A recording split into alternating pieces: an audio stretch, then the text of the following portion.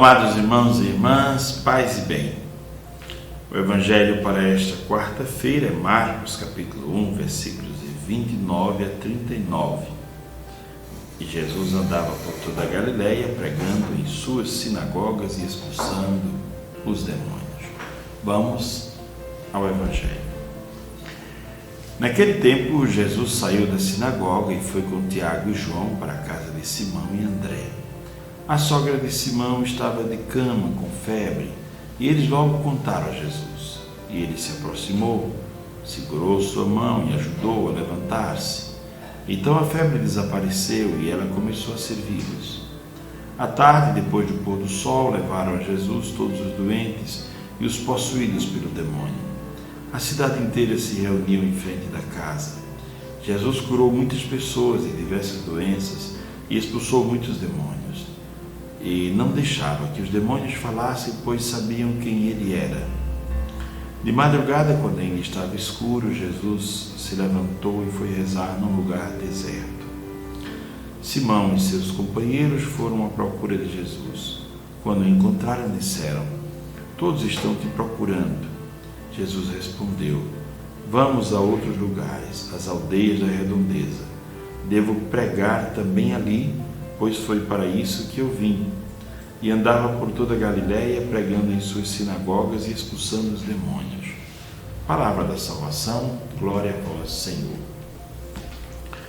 Você deve ter percebido no Evangelho a luta de Jesus para manter-se lúcido diante do mundo, não é?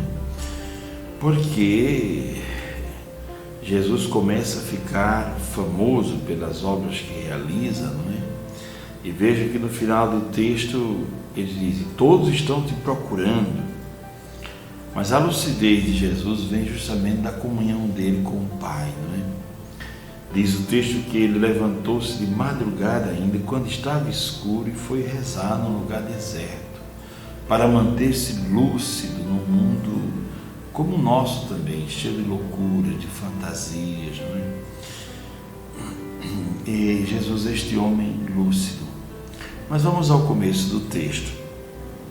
O texto mostra, ontem Jesus estava na sinagoga, expulsando um demônio. Agora há esta saída da sinagoga para a casa, não é? A casa de Simão, onde vai realizar um milagre, não é? Porque a sogra de Simão estava de cama com febre. E aqui há um passo, não é? Da doença para a vida sadia. Qual é a vida sadia? A vida do serviço.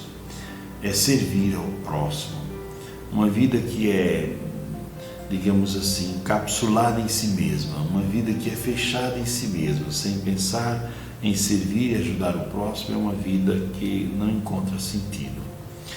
Então a sogra de Simão, ela estava de cama com febre. E logo que Jesus se aproximou, segurou na mão dela e ajudou a levantar, a febre desapareceu. E a primeira tarefa dela foi começar a servi-los, porque ela compreendeu que quando Deus cura alguém, ou quando Deus restaura alguém, não é para que essa pessoa use a sua saúde só a seu favor, mas que a pessoa use aquilo que Deus lhe deu a favor de todos, da comunidade, né? Há muita gente cheia de saúde, de vitalidade, de dons, de ideias boas, cabeça boa, coração bom, mas que não tem servido a Deus, que tem ficado distante, tem ficado à margem. Veja que o sentido da vida é esse, é servir a Deus e servir ao próximo, contribuir para que o mundo seja melhor. Tem um provérbio judeu antigo que diz assim: "Não reclame do escuro, acenda uma vela." Quer dizer, faça a sua parte para que o mundo seja melhor. Não reclame dizendo que o mundo não presta. Faça a sua parte. Comece a servir, como aconteceu aqui com a sogra de Simão. E o texto diz que depois do pôr do sol, levaram a Jesus todos os doentes e os possuídos pelo demônio. E a cidade inteira se reuniu em frente à casa. E aí diz o texto que Jesus começou a orar, pregar e curar muitos doentes, expulsar muitos demônios. Interessante que o texto não diz que ele curou todos, e não diz também que ele expulsou todos os demônios. Aqui é importante, aqui daria uma bela reflexão pensar sobre isso, porque há muitas pessoas que estão vivendo uma vida de uma certa, entre aspas, de uma certa comunhão com o mal, e no fundo do coração nem sempre desejam libertar-se disso. Então, se a pessoa não tem o desejo de libertar-se, é difícil que ela seja libertada. Deus tem poder para tudo, pode tudo, mas é preciso que a pessoa sinalize que deseja, não é? Do mesmo jeito, são doenças. Às vezes há doenças e doenças. Há doenças que são usadas às vezes por certas pessoas como se fossem uma espécie de chantagem para atrair a atenção da família. É um mundo de coisas que poderiam ser comentadas aqui. Mas o certo é que Jesus expulsou muitos demônios e curou muitas pessoas. O texto não diz todas as pessoas, não é? Teve alguém que não conseguiu êxito, certamente por essas razões ou por outras, não é? Pela falta de fé ou por qualquer coisa assim. E diz o texto que Jesus levantou-se de madrugada e foi rezar num lugar deserto. Os discípulos procuravam sempre entender qual é o segredo do mestre. O mestre prega com tanta profundidade, o mestre não tem medo dos demônios, ele expulsa demônios, ele caminha toda hora, prega toda hora, não se cansa. Qual é o segredo do mestre?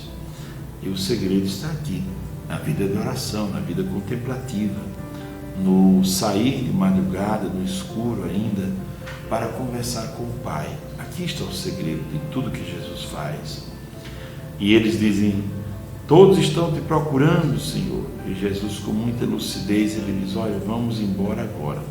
Vamos para outros lugares, porque aqui nós já começamos a jogar com uma tentação de aplauso, a tentação de, não, vamos para outro lugar agora. E diz o texto que eles saíram e Jesus andava por toda a Galileia pregando em suas sinagogas e expulsando os demônios. Quer dizer, Jesus é um homem lúcido que não cai nem mesmo na tentação dos aplausos, de ser ovacionado, celebrado, porque tinha realizado curas e expulsado demônios. O Evangelho de hoje, portanto, traz muitas lições para a nossa vida. A primeira delas é essa: deixar Jesus entrar na nossa casa, né? Pedro o convidou, ele entrou na casa de Pedro e ali havia uma pessoa doente e aquela pessoa foi curada.